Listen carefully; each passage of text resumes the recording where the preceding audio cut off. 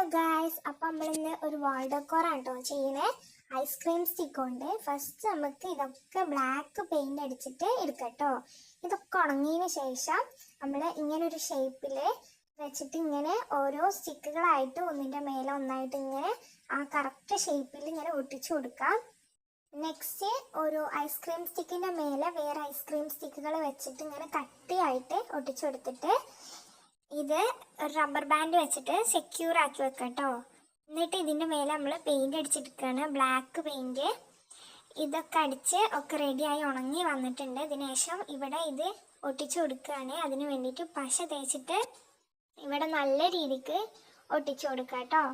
ഇനി ഇതും ഒന്ന് നന്നായിട്ട് സെറ്റായി ഉണങ്ങി വന്നതിന് ശേഷം നമുക്ക് ഡെക്കോറായിട്ട് യൂസ് ചെയ്യാം. ഇഷ്ടപ്പെട്ടാൽ ലൈക്ക് ചെയ്യുക, ഷെയർ ചെയ്യുക, സബ്സ്ക്രൈബ് ചെയ്യുക. ഹലോ ഗായ്സ്, അപ്പം നമ്മളിന്ന് ഒരു വാൾ ഡെക്കോറാണ് കേട്ടോ ചെയ്യണേ. ഐസ്ക്രീം സ്റ്റിക്ക് കൊണ്ട് ഫസ്റ്റ് നമുക്ക് ഇതൊക്കെ ബ്ലാക്ക് പെയിന്റ് അടിച്ചിട്ട് എടുക്കാം കേട്ടോ.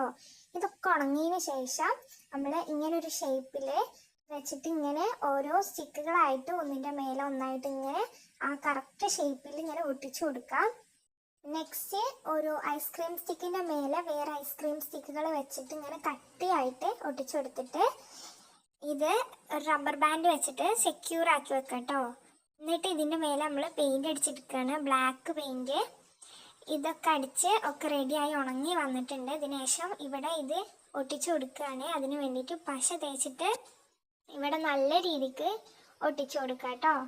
ഇനി ഇതും ഒന്ന് നന്നായിട്ട് സെറ്റായി ഉണങ്ങി വന്നതിന് ശേഷം നമുക്ക് ഡെക്കോറായിട്ട് യൂസ് ചെയ്യാം. ഇഷ്ടപ്പെട്ടാൽ ലൈക്ക് ചെയ്യുക, ഷെയർ ചെയ്യുക, സബ്സ്ക്രൈബ് ചെയ്യുക.